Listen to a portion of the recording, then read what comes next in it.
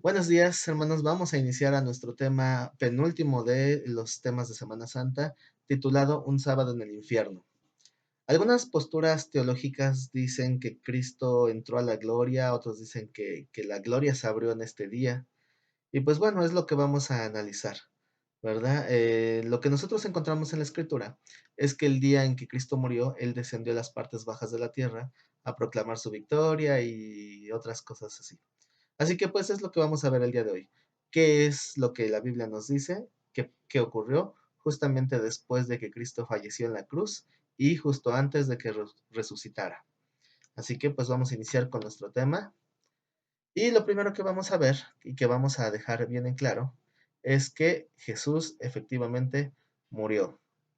¿Por qué digo que Jesús murió? Porque hay muchas teorías, obviamente, que se oponen a la resurrección, tratando de demostrar que la resurrección no ocurrió, que dicen que Cristo no murió, sino que algunas teorías dicen que él quedó convaleciente y se desmayó, y al ser llevado a la tumba, como era una cueva que era muy fresca, entonces eso le ayudó a descansar, a recuperarse, y después cuando lo sacaron, pues él estaba vivo. Esa es una postura. Pero lo primero que tenemos que corroborar es los argumentos bíblicos para decir que Cristo efectivamente murió. Y esto lo encontramos en el texto de Juan 19, 31 al 37. Así que si tienen su Biblia, pues vamos a buscar este texto de Juan 19, del 31 al 37. Vamos a ir viendo algunos textos clave. El primer texto es en el verso 31. Juan, a ver, déjenme encontrarlo.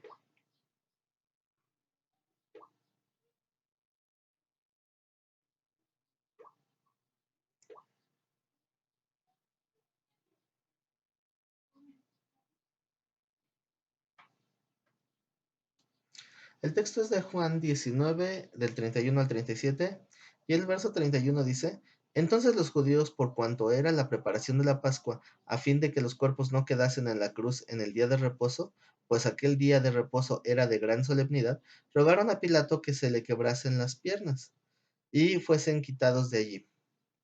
Entonces, aquí el punto a resaltar es el de gran solemnidad. Al decir gran solemnidad, no estamos hablando de cualquier día de reposo. A los días de reposo, todos los días de reposo eran considerados Shabbat, pero había otros días de que también eran Shabbat, pero que eran considerados de mayor solemnidad o se les llamaba de gran solemnidad. En este texto que leímos dice que no se quedaran los cuerpos allí en la cruz, en el día de reposo y hace una aclaración, pues aquel día de reposo era de gran solemnidad, no era cualquier día de reposo. Mientras duraba la fiesta, todos los días de la fiesta de Pascua, de pan sin levadura, de todas las fiestas judías, eran considerados Shabbat, eran considerados días de reposo. Pero dentro de esos días había unos más estrictos, que se les llamaba días de gran solemnidad. Aquí viene esto, a dejar en claro que Cristo realmente no murió el Viernes Santo como la gran mayoría lo cree. Y esto como lo sabemos por algo muy sencillo. Dice la palabra que la generación incrédula le demandaba una señal al Señor. Y el Señor le respondió, la señal no le será dada, sino la señal del profeta Jonás. ¿Cuál es esa señal? Que así como Jonás estuvo 3 días y 3 noches en el vientre del pez, así estaría el Señor 3 días y 3 noches en el centro de la tierra. Así que entonces es obvio que Cristo no pudo haber muerto el día viernes, porque si hubiera muerto el viernes, para el domingo no eran 3 días. La palabra día tiene varios significados. A veces se usa como para definir una etapa de tiempo incierta, como cumplir un propósito, tiene diferentes usos. Pero aquí no hay lugar a dudas, porque la palabra día nos lo aclara cuando dice 3 días con sus 3 noches, lo cual nos está aclarando que se refería a días de 24 horas. Entonces, Cristo tuvo que haber muerto un miércoles, perdón, a las 3 de la tarde, porque del miércoles al jueves sería el primer día, del jueves al viernes sería el segundo día, y del viernes al sábado sería el tercer día. Recordemos que el día de los judíos es día lunar y no día solar, por lo cual el día comenzaba para ellos a las 6 de la tarde y terminaba a las 6 de la tarde del día siguiente. Entonces no se maneja de la misma manera. Entonces, pues eso era importante, ¿verdad? No era un viernes, porque entonces no se hubiera cumplido la señal. Nada más que esos días, como era la transición de la Pascua y panes sin levadura, era un día llamado de gran solemnidad.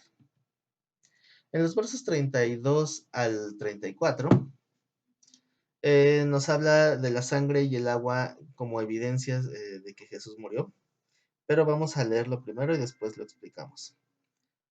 19 del 32 al 34. Dice: vinieron pues los soldados, y quebraron las piernas al primero y asimismo al otro que había sido crucificado con él. Mas cuando llegaron a Jesús, como le vieron ya muerto, no le quebraron las piernas. Pero uno de los soldados le abrió el costado con una lanza, al instante salió sangre y agua. Entonces, aquí vemos una evidencia inequívoca de que Jesús había muerto. ¿Qué es lo que esperaban ver? También hay algunas teorías que dicen que Cristo realmente murió por esa lanza. Y hay toda una ideología alrededor de esa lanza que le llaman la lanza del destino y que es la que tiene la sangre de Cristo, la sangre con la que murió Cristo, y un montón de ideas. Pero si nos vamos al contexto cultural e histórico, el soldado lo que estaba pretendiendo encontrar era una evidencia de que si estaba vivo o estaba muerto, porque se les hacía raro que muriera tan pronto. Y no era tan raro si consideramos toda la golpiza que le dieron antes, ¿verdad? Recordemos que no todos los crucificados eran flagelados. Entonces, él sí fue flagelado, él estaba ya casi muerto a la hora de subirse a esa cruz. El caso es que los soldados romanos eran unos expertos asesinos. Entonces ellos sabían cómo darse cuenta si alguien estaba muerto o no. Cuando atraviesa con la lanza el costado para atravesar el corazón, lo que esperaba ver era que si estaba vivo, iba a salir la sangre en pequeños, así como borbotones. ¿Por qué? Porque significaba que el corazón seguía latiendo y no lo podían bajar si no estaba muerto. Entonces lo tendrían que dejar allá que se desangrara. Pero si él ya estaba muerto, entonces la sangre simplemente se iba a escurrir. Lo que nadie sospechaba o lo que nadie pensó es que fuera a salir sangre y agua. Eso fue algo que a muchos sorprendió. Incluso Juan, que es el que escribió estas cosas, él mismo se ve movido a dar como que esa garantía o esa aval que decía, el que escribe estas cosas da testimonio de que son ciertas. ¿Por qué? Porque no lo podía explicar y no lo podía entender. Nadie podía en ese entonces. Sin embargo, al día de hoy lo podemos explicar y lo podemos entender. Hoy sí. ¿Por qué? Porque esa sangre y agua se convierten en una evidencia médica de la muerte de Jesús. Porque eso lo que está dando a entender es que Cristo murió de un paro cardíaco ocasionado porque su corazón estalló. Porque recordemos que el corazón es como si fuera una bomba de agua. Ponemos a funcionar una bomba y no hay agua, se va a quemar. Lo mismo pasaba con el corazón. En cada latido estaba haciendo el esfuerzo por jalar sangre, sangre que ya no tenía. Entonces los vasos sanguíneos se contraían tanto y con ese esfuerzo se empezaba a separar el suero de la sangre. El agua que salía era ese suero que se separaba de las plaquetas y de lo que es la sangre. Entonces, del plasma. Entonces, ese suero evidenciaba que el corazón se forzó de más hasta que estalló. Entonces, eso no lo sabían en aquel entonces, pero para nosotros, obviamente, ya no, ya lo vemos a la luz de la ciencia y nos deja ver una prueba inequívoca de que Cristo murió, en el cual también se está cumpliendo lo que dice el Salmo 22:14, donde decía el Señor que su corazón se derritió como cera. Entonces, de alguna manera también estaba profetizado. Así que es indudable, está totalmente claro que Cristo realmente murió en esa cruz. Entonces, algo más pasó. Pasaron muchas cosas ahí cuando Cristo murió. Se rompieron algunas rocas, hubo tinieblas, hubo terremoto, incluso el soldado que estaba a un lado de él, al ver de la manera en que había muerto y todas esas señales, él se sorprendió y entonces él dice, verdaderamente, este era hijo de Dios. Claro que era demasiado tarde, ya lo había matado, pero de alguna manera terminó reconociendo. Ahora, algo que pasó muy significativo es que en el templo había un velo enorme, como lo pueden ver en la imagen, que dividía el lugar santo del lugar santísimo. Y ese velo se rasgó en dos, y se rasgó desde arriba hacia abajo. Entonces, eso lo vemos en Mateo 27, 50 al 54. Y en el verso 50 nos habla de que Jesús murió. Vamos a leerlo, Mateo 27. Mateo capítulo 27, verso 50, dice: Mas Jesús, habiendo otra vez clamado a gran voz, entregó el Espíritu. Ahí es donde Cristo muere. Y en el 51 dice: Y aquí el velo del templo se rasgó en dos, de arriba a abajo, y la tierra tembló, y las rocas se partieron, y se abrieron los sepulcros, y muchos cuerpos de santos que habían dormido se levantaron. Y saliendo de los sepulcros después de la resurrección de él, vinieron a la santa ciudad y aparecieron a muchos. Obviamente había muchas señales que se estaban dando, y podemos ver de alguna manera, o yo lo considero de una manera muy particular, como si fuera una muestra de la ira de Dios al haber matado a su hijo. Esa es solamente una interpretación personal. Pero algo que sí es muy trascendente y que sí debemos de discernir es el por qué ese velo se rasgó. Se rasgó el velo y las rocas se rompieron. Entonces, ¿eso qué tenía que ver con nosotros? El mismo escritor bíblico del libro de Hebreos nos da una interpretación. Si vamos a buscar juntos en el libro de Hebreos, capítulo 10, Hebreos 10:20, dice, por el camino nuevo y vivo que Él nos abrió a través del velo, esto es, de su carne. Ahí está hablando, haciendo alusión de cómo se rasgó ese velo, pero ahí nos da una interpretación, que ese velo representaba su carne. Recordemos que ese velo lo que dividía era el lugar santo del lugar santísimo. El lugar santísimo representa la habitación de Dios, representa la manifestación visible de Dios, y es un lugar inaccesible. El sumo sacerdote cada año tenía que ofrecer un sacrificio y entrar a ese lugar santísimo para ofrecer la sangre del sacrificio. Pero si no estaba en santidad, caía muerto. Entonces, ese lugar representaba ese lugar inaccesible para el ser humano, si no había santidad. Entonces, por eso no se podía ver. Entonces, como ahí en ese sacrificio de Cristo se pagó el costo de nuestra falta de santidad, entonces se abre ese camino nuevo hacia el Padre, para que hoy podamos tener una comunión directa con Dios, lo cual antes no se podía tener. Eso es importantísimo, porque significa que antes, ¿qué pasaba con la gente entonces que moría antes de que Cristo diera el sacrificio? Bueno, lo vamos a ver ahorita más adelante, con más detenimiento. Pero también algo bien importante es que cuando se rasga el velo del templo, la mayoría de la gente no se enteró. ¿Quién se enteró en el momento? Pues solamente los que estaban ministrando en el lugar santo. Los que no estaban en el lugar santo ni se enteraron. ¿Cómo aplica eso a nosotros? ¿Qué nos enseña? Nos está enseñando que así como muchos no se dan cuenta, así también hoy muchos no pueden llegar hasta la presencia de Dios si no primero están en el lugar santo. Y el lugar santo es algo que nosotros podemos estar, nosotros habitar en santidad, nosotros permanecer en santidad para que se nos abra ese camino hasta el lugar santísimo. Entonces, si nosotros no estamos en santidad, nunca veremos ese camino y nunca tendremos esa plena comunión con el Padre. Eso es algo bien importante. Entonces, otro punto muy trascendente es acerca de la tumba de Jesús.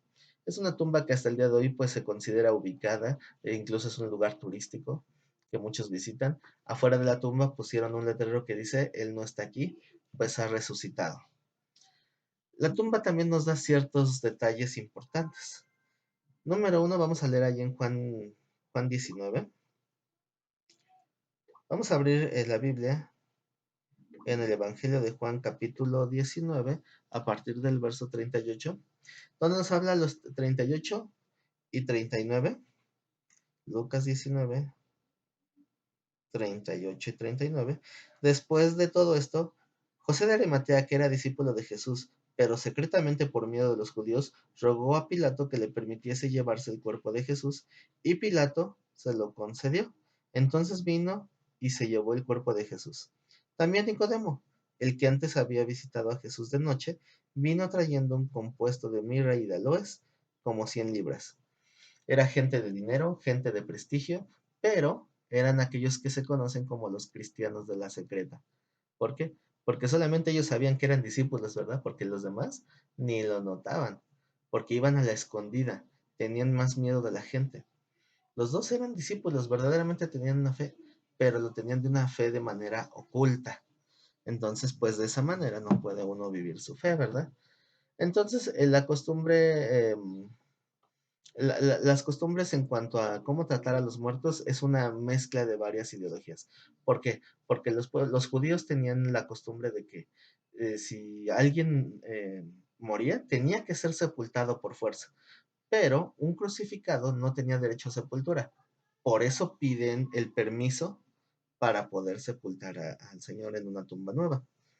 Ahora, la otra costumbre, la del verso 40, es la costumbre de preparar a los muertos con aloes y mirra y esencias. Esa es una costumbre que tomaron de los egipcios, porque recordemos que Israel nace en la cautividad de Egipto. Entonces tomaron ciertos rasgos del embalsamamiento, no todo, ellos no momificaban a sus muertos como lo hacían los egipcios, pero sí le daban un trato muy parecido en cuanto al embalsamamiento.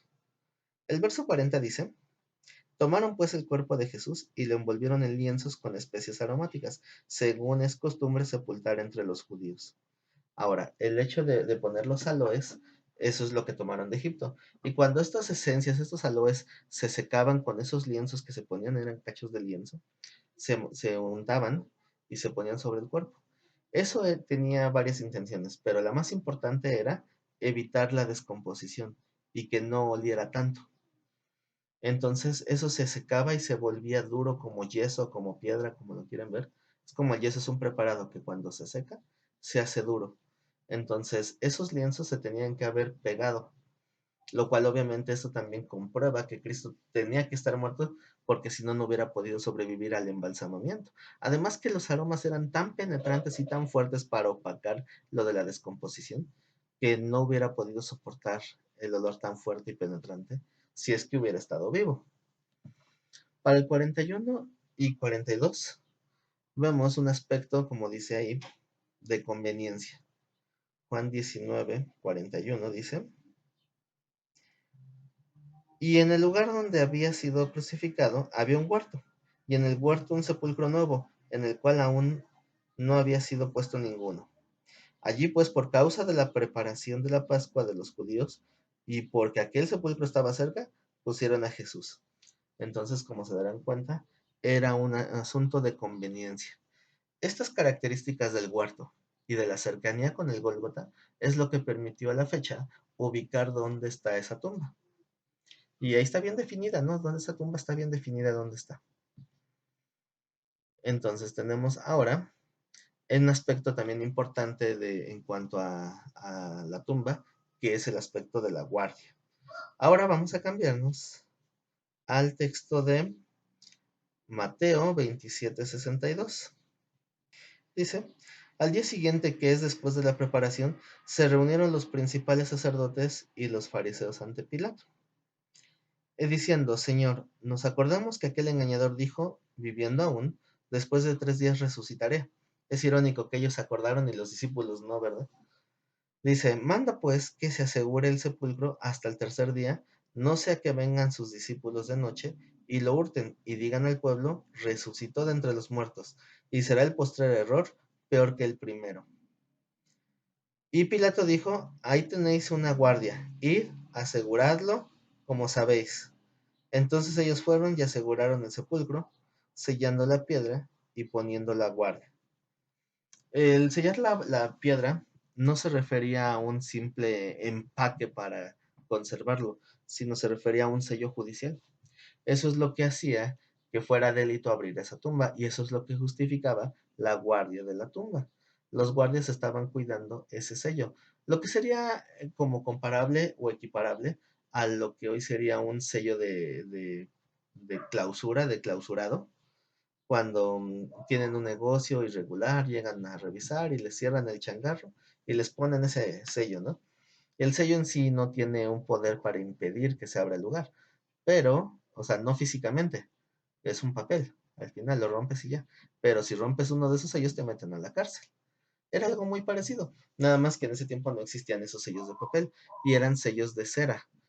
Entonces, esos sellos de cera que se ponían con el anillo, con el símbolo de autoridad, si alguien rompía ese sello, iba a ir a la cárcel. Y eso es lo que estaba cuidando la guardia. Entonces, cuando la guardia, pues ya conocen la historia, se les aparece el ángel y ellos caen como muertos y se aterrorizan. Y al final de cuentas el Señor ya no estaba ahí, ¿no? Porque él había resucitado. Ellos, no podían, no podían mentir, porque si los cachaban mintiendo, los iban a matar. Pero también la respuesta oficial es que estaban dormidos. Pero si hubieran estado dormidos, los hubieran matado. Así que ellos dijeron, tememos por nuestra vida. Y entonces acordaron los fariseos decir, nosotros vamos a cuidarles para que no les hagan nada. ¿Por qué? Porque estaban solapando obviamente la mentira que ellos mismos dijeron. Contaron lo que pasó y dijeron, no, no digan eso porque vamos a alimentar la fe. Mejor digan que estaban dormidos y que se lo robaron. Si hubiera sido cierto eso de que estaban dormidos, número uno, los mataban.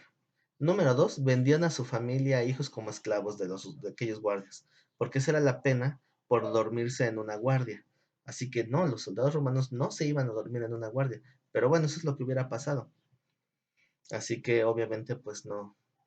Y el hecho de que estuvieran vivos después de dar ese testimonio, eso es lo que todavía aún más da firmeza y confirmación de que realmente estaban mintiendo y les estaban solapando esa mentira. Así que eso también se vuelve una muestra también de la resurrección. Pero ahora vamos a aspectos más espirituales. ¿Qué pasa al morir? ¿Qué es lo que pasa un segundo después de que una persona muere? La Biblia nos habla de textos inspirados que no fueron recolectados. Se cree que el libro de Enoch enseñó acerca del Seol. En el libro de Enoch, que no es un libro canónico, se habla del lugar de los muertos. Y de alguna manera ya no fue incluido en el canon porque no hay una versión completa. El libro de Enoch se cree que se refiere a Enoch el séptimo desde Adán, lo cual pues obviamente es muchísimos años antes. Ese libro de Enoch realmente se fue transmitiendo de generación en generación por transmisión oral. Entonces muchos de esos principios se perdieron. El libro de Enoch que hoy conocemos en realidad fue escrito en el periodo intertestamentario, que es entre el año 100 y 400 antes de Cristo, donde no había profetas. Ahí fue donde se escribió el libro de Enoch. Así que no tiene tanta fiabilidad y por eso no fue incluido en el canon bíblico. Pero lo interesante es que en la Biblia no se menciona una enseñanza así tajante para presentarle al hombre qué significa Seol. Y aún así, todas las civilizaciones antiguas conocen de un lugar de los muertos, porque eso significa Seol. Seol en hebreo significa lugar de los muertos. Ese lugar equivalente en la cultura griega se le llama Hades, que también es el nombre del dios de la muerte, por cierto. Incluso en México tenemos un lugar así llamado Mictlán, que es el lugar a donde se van las almas de los difuntos. Entonces todas las civilizaciones tienen eso en común, saben que hay un lugar para las almas. Entonces esa enseñanza del Seol, así como tal en la Biblia no está. Hay textos que corroboran lo del Seol, pero no lo enseñan como una primera lección, sino cuando empezamos a leer del Seol, los personajes bíblicos ya saben qué es, no se les tiene que explicar qué es el lugar de los muertos. En Génesis 37-35 dice que desde Jacob se tenía una idea clara de un lugar para los muertos, porque ya hablaba de descender al Seol. En el Salmo 9:17 se sabía que había un lugar especial para los pecadores. O sea, todos van al Seol, pero no todos van al mismo lugar. Vamos a leerlo, vamos al Salmo 9:17. Y los malos serán trasladados al Seol, todas las gentes que se olvidan de Dios. Entonces ya sabemos que había un lugar específico para aquellos que morían en juicio o en condenación. Pero, ¿a dónde iban los que murieron en gracia? Porque no todos iban a un lugar de tortura o de tormento. ¿A dónde iban los que murieron en gracia? Esa es la pregunta interesante aquí. Y la Biblia nos habla de un lugar llamado el seno de Abraham. Eso se menciona en la historia que cuenta el Señor en Lucas 16, versos del 19 al 31. En el 19, bueno, no sé qué tan familiarizados estén con esta historia, pero el Señor narra la historia de dos personas que murieron, un rico y un mendigo. Ambos murieron y ambos fueron al Seol, pero a diferente lugar del Seol. Uno fue a un lugar de tormento y otro fue a un lugar de consuelo y de descanso. Entonces, en el verso 19, empezamos a hablar de la riqueza de aquel hombre rico y nos deja ver algunos detalles de los conceptos culturales de los judíos, que es el número uno, que la riqueza es sinónimo de bendición. Y eso ha sido incluso en algunas doctrinas actuales de iglesias cristianas, sostienen lo mismo, que riqueza es sinónimo de bendición. Y ahí cuando dice que hacía su banquete con esplendidez, esa palabra esplendidez hace alusión a un desperdicio de comida. Por eso es que el otro ansiaba saciarse de las migajas, porque era un desperdiciado de la comida. Entonces, muchos tienen esa idea de que si uno está bendecido es porque tiene que tener dinero. Y si uno no tiene dinero, pues a lo mejor el diablo lo está maldiciendo. Así que son solamente ideologías que no tienen un fundamento, ¿verdad? Porque dice el Señor que la vida del hombre no consiste en comida y bebida y no consiste tampoco en los bienes que posee. Así que eso es una mentira. En el verso 20 hablamos del Lázaro, del mendigo, que vivía en pobreza y enfermedad. Y obviamente la pobreza y la enfermedad son símbolos de pecado. Pero hay un detalle interesante. Dios conocía el nombre del pobre, del mendigo, y del rico no se menciona.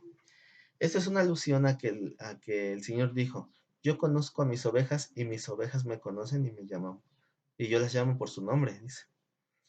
Y oyen mi voz y me escuchan y me siguen porque son mis ovejas. Entonces, de la misma manera, aquí vemos a un hombre que ante los ojos del mundo era un pecador desechado de Dios, pero al final de cuentas, Cristo menciona su nombre. Aquí hay muchas controversias de que dicen que si no era una historia verdadera, que si era una parábola, que si era solo una metáfora, que el objetivo era otro, no era hablar de ese lugar en sí, sino de las consecuencias. En fin, hay muchas ideologías. Incluso hay quien dice que hay una historia egipcia de la cual se basó esta historia. Entonces era una historia pirateada. Pero pueden buscar esa historia que es fácil de encontrar ahí en YouTube, en el buscador de Google. Y van a encontrar esa historia. Pero también van a encontrar que las historias realmente no se parecen. Y hay unos que dicen que sí, pero porque ya manipularon la historia para que se parezca más. Entonces, no, tal vez alguien le pueda hacer referencia a esa historia, pero ni siquiera es la misma ni se parece al 100%. Lo único que tienen coincidencia es que se murieron y se fueron al lugar que tenían que irse. Entonces, no por algo que suene parecido, ya por eso significa que está mal. Entonces, vamos a suponer que no es una historia verídica. Vamos a suponer que es una parábola. De todos modos, de todas las parábolas que habló el Señor, nunca usó elementos de mentira para explicar una verdad. Todas las parábolas de Jesús estaban basadas en realidades y verdades. Si el objetivo de la parábola era hablar de otro tema, como lo que son consecuencias de nuestros actos, entonces no tendría por qué haber eh, no tendría por qué haber ocupado un ejemplo de algo ficticio, de algo que no fuera cierto, porque nunca lo hizo. Suponiendo que ese fuera el caso, que quisiera hablar de ese tema en particular, de todos modos hubiera hablado una historia verídica. Además, muchas veces hace la aclaración de metáfora, de parábola, pero aquí no lo dice. En este texto simplemente dice que existía una persona así así. No habla de que a manera de parábola, o sea, la manera en que está redactado es muy diferente. No hay ninguna señal para creer que sea parábola. Pero bueno, aunque fuera parábola, de todos modos tendría que estar basado en argumentos verdaderos. Así que no hay pierde. Obviamente esto es interpretativo, ¿verdad? Si alguien no está de acuerdo, pues tiene toda la libertad de rechazar esta postulación, pero no soy el único que opina esto, ¿verdad? Hay una gran variedad de teólogos que afirman estas teorías porque hay otros argumentos que parecen apoyarlas. Entonces, bueno, regresando a la historia. En el verso 21 vemos que este joven, esta persona, el mendigo, él tenía varios perritos y es curioso cómo mucha gente indigente siempre tiene perritos. ¿Por qué? Porque esos perritos son los que realmente se juntan y se apoyan, ¿verdad? Son perritos de la calle. Entonces vendría a ser como el líder de la manada o algo así, ¿no? Pero al ver que el perro le lamía las llagas, es una señal que indica dos cosas. La primera es obviamente el amor y el afecto, pero también implica un deseo de curarle, porque los perritos lamen las heridas para tratar de curarlas. Entonces, cuando aquellos que se dicen sus hermanos, hablo del pueblo de Israel, no lo atendió, no lo cuidó, no se preocupó por él, incluso aquel millonario que desperdiciaba comida, tampoco se preocupó por él. Y el afecto venía pues, del lugar más inesperado, ¿verdad? Que eran unos perros. Ahora, recordemos que la palabra perro en la cultura judía es mucho más fuerte que en la cultura nuestra. Para nosotros un perrito es simplemente una mascota, pero para los judíos la palabra perro implica algo de desprecio, algo de falta de dignidad, algo que es detestable. Es un símbolo de algo detestable. Entonces, por eso es como que esto ve incluso más fuerte el decir, y los perritos venían y le lamían sus llagas. En el 22 vemos al mendigo, que es llevado por los ángeles cuando muere, al seno de Abraham. El seno de Abraham es una expresión de consuelo.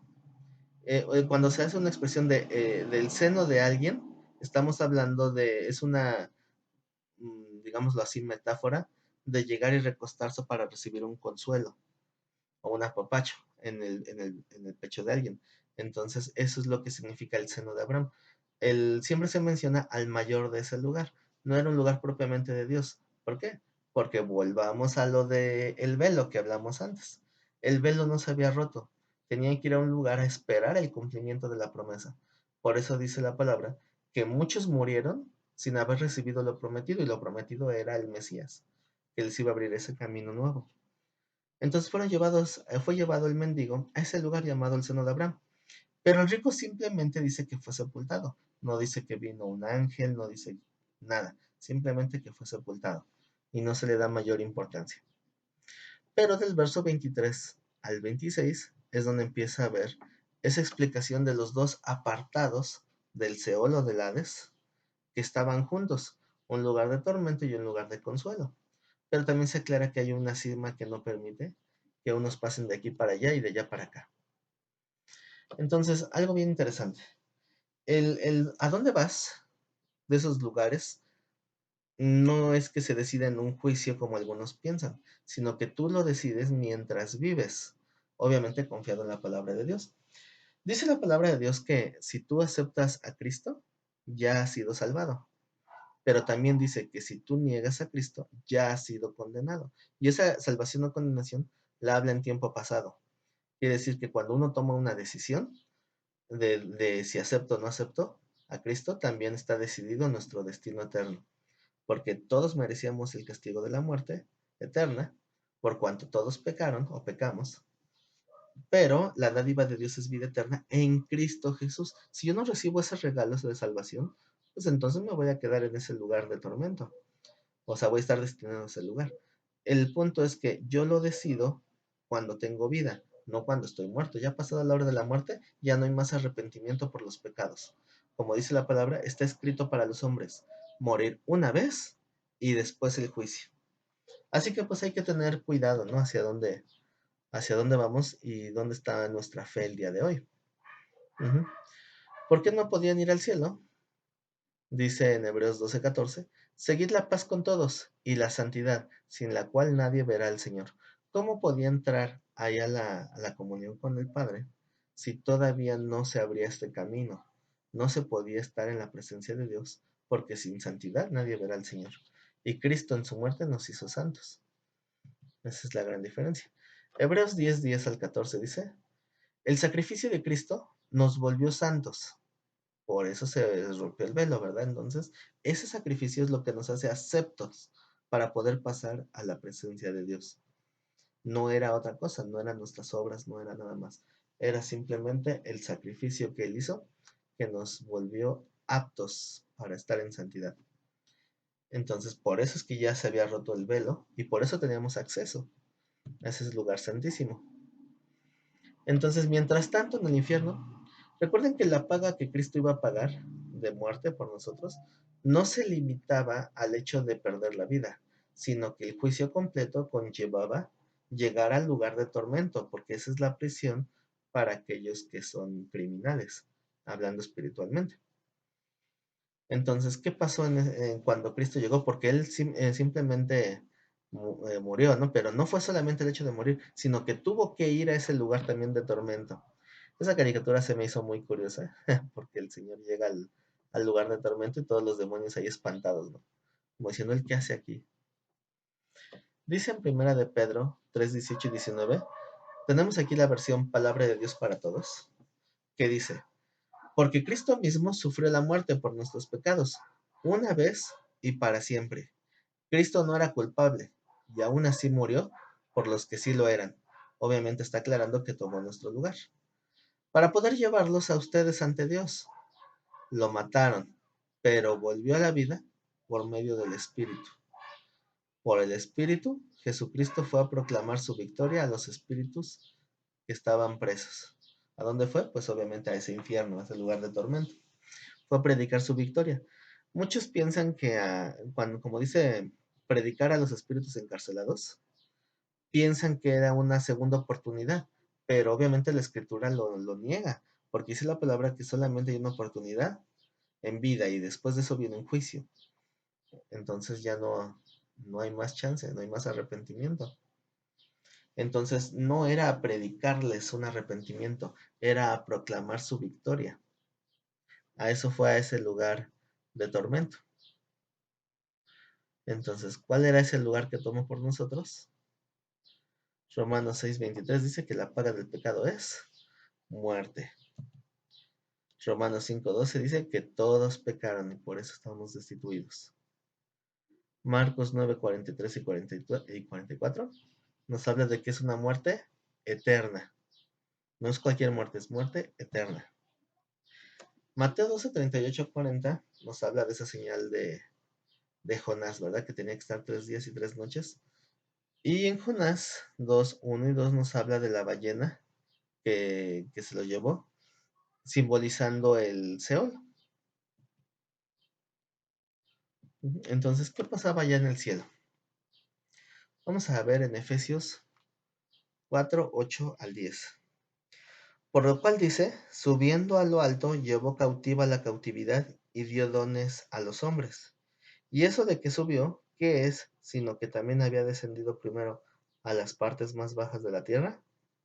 El que descendió es el mismo que también subió por encima de todo, por encima de todos los cielos para llenarlo todo.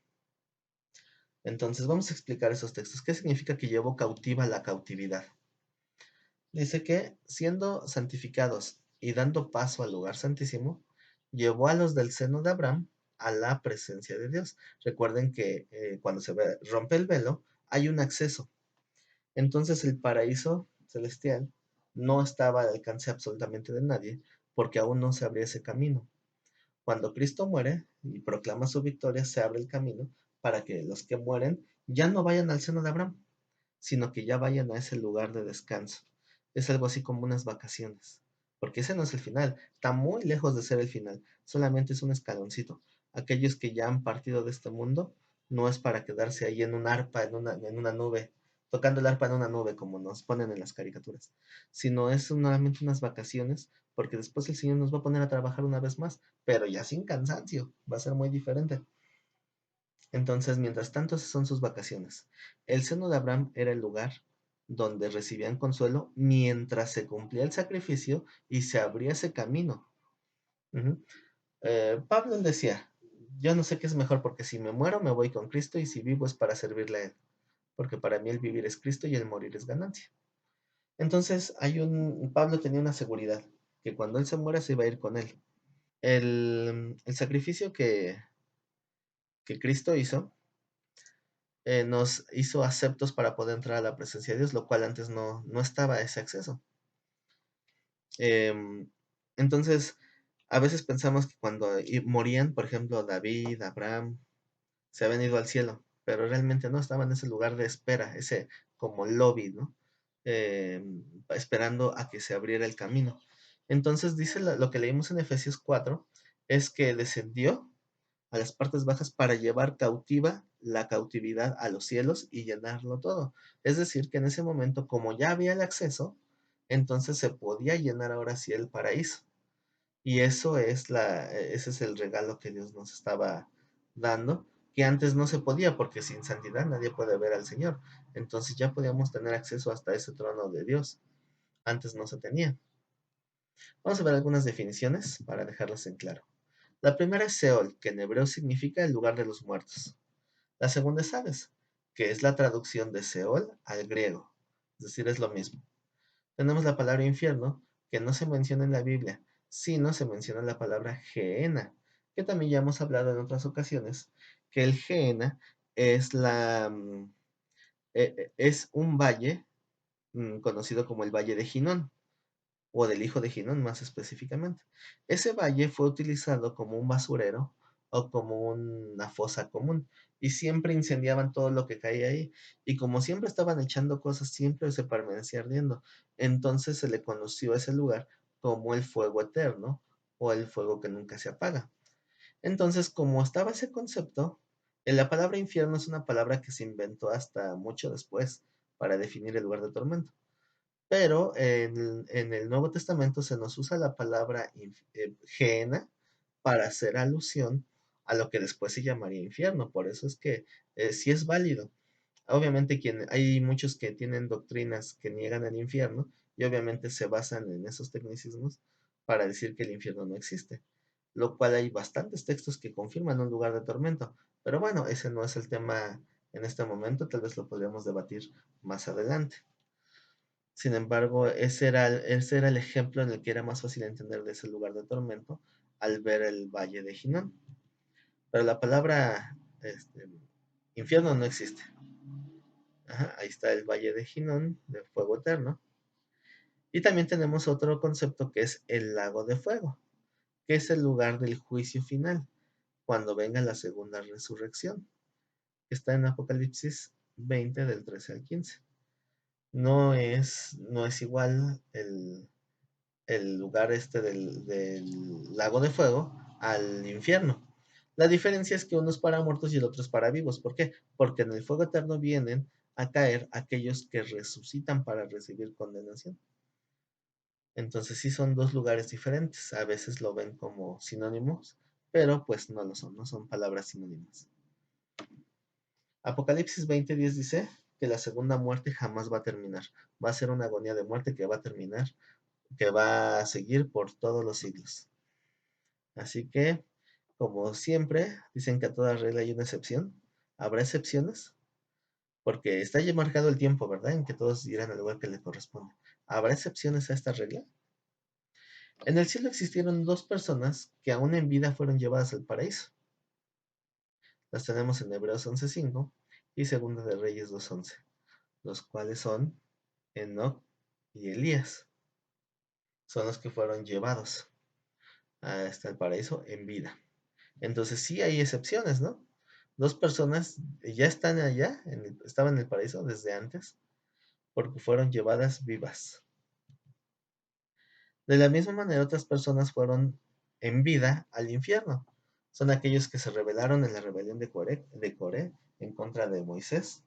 Y entonces dijeron, a ver, los que están conmigo para acá, los que están con él para allá, pero más para allá, más para allá. Y entonces dice Moisés, ¿qué tal si Dios hiciera algo nuevo y se los tragara vivo la tierra y se fueran al Seol vivos? Y Dios dice, te respaldo y paz, que se abre la tierra y que se los traga vivos. Y fueron dos excepciones. Esa excepción fue muy terrible, ¿no? De cómo algunos en vida ya terminaron en ese castigo eterno. Entonces, un punto que obviamente es trascendentísimo es que obviamente Dios resucitaría a Jesús. Ujú. El Salmo 16:10 dice, porque no dejarás mi alma en el Seol, ni permitirás que tu santo vea corrupción. Obviamente es un texto que pues yo creo que la gran mayoría hemos leído, donde nos está confirmando que ya estaba profetizado de que iba a llegar al lugar de los muertos, pero no se iba a quedar ahí. Ujú. Juan 20:17 dice, Jesús le dijo, no me toques, porque aún no he subido a mi Padre. Mas ve a mis hermanos y diles, subo a mi Padre y a vuestro Padre, a mi Dios y a vuestro Dios. Y ahí va hasta el lugar santísimo. Pero fue 3 días después, lo cual nos confirma que en esos 3 días no había sido limpiado ni glorificado. Seguía en ese juicio. Dice, vamos a leer otra vez, ya lo habíamos leído creo que hace rato, Hebreos 10:14 al 22. Ujú. Porque con una sola ofrenda hizo perfectos para siempre a los santificados, y nos atestigua lo mismo el Espíritu Santo, porque después de haber dicho, este es el pacto que haré con ellos después de aquellos días, dice el Señor, pondré mis leyes en sus corazones y en sus mentes las escribiré. Añade, y nunca más me acordaré de sus pecados y transgresiones, pues donde hay remisión de pecados, no hay más ofrenda por el pecado. Así que, hermanos, teniendo libertad para entrar en el lugar santísimo por la sangre de Jesucristo, por el camino nuevo y vivo que Él nos abrió a través del velo, esto es, de su sangre, y teniendo un gran sacerdote sobre la casa de Dios, acerquémonos con corazón sincero, en plena certidumbre de fe, purificados los corazones de mala conciencia, etcétera, etcétera. Entonces, en este texto nos habla de que ya se tiene ese acceso que antes no se tenía, que ahora sí podemos entrar confiadamente, por lo mismo que ya estudiamos del velo, pero ya se puede acceder hasta la presencia de Dios. Cristo nos redimió de la maldición del pecado, haciéndose Él maldición a través del madero, para que nosotros tuviéramos esa libertad, pero Él tuvo que pagar. El Señor dijo con unas palabras muy tajantes, a mí nadie me quita la vida. Yo pongo mi vida porque tengo poder para poner mi vida y tengo poder para tomarla de vuelta. Entonces, esa es la manifestación del amor de Dios, que Él dio su vida y Él fue a confrontar a esos espíritus, pero lo más interesante es que Él nos hizo aceptos delante de Dios. Él nos dio la oportunidad de poder acercarnos confiadamente hasta este trono de la gracia y poder clamar Abba Padre, que significa que podemos hablarle con ese cariño y ese amor a nuestro Padre, porque hemos sido limpiados de todo nuestro pecado, de toda nuestra maldad, gracias a esos 3 días en que el Señor descendió para poder pagar y poder llevar cautiva esa cautividad y llevarla a los cielos y llenarlo todo. Así que es parte importante del proceso de Cristo para que entonces pudiera ser glorificado, porque se hizo obediente hasta la muerte y la muerte en la cruz. Y por eso el Señor, el Padre, lo exaltó hasta lo sumo y le dio ese nombre que es sobre todo nombre. Así que todo eso fue gracias a que tuvo tanto amor por nosotros que dio su vida para darnos una nueva oportunidad. Así que con esto terminamos esta lección, esta clase de hoy, y el día de mañana estaremos hablando acerca de la resurrección. Así que no se lo pierdan, estamos en contacto, por favor, compartan este video, denle like, si gustan pueden dejar un comentario, algo que no les haya quedado claro, trataré de responder los mensajes. Tal vez de repente no los vea, pero voy a tratar de responder los mensajes. También pueden mandarnos los mensajes al inbox de Facebook, que es facebook.com/Instituto Elohim. Y ahí también pueden mandarnos sus dudas y trataremos de responderlas. Así que espero que este video haya sido de bendición. Yo sé que hay gente que tiene interpretaciones opuestas, opiniones diferentes, y pues si en algo les edifica, pueden tomarlo, si no les edifica, están en toda la libertad de desechar estas palabras. Así que yo espero que en realidad les sea de edificación, y el día de mañana continuamos como lo estaba diciendo, estudiando un poquito más sobre la resurrección de nuestro Señor. Así que pues quedémonos en casa, hay que respetar esta cuarentena, pero eso no impide que sigamos buscando y estudiando acerca de nuestro Señor. Así que pues dale like a este video, compártelo y pues primeramente Dios, mañana seguiremos en contacto. Hasta la próxima, bye.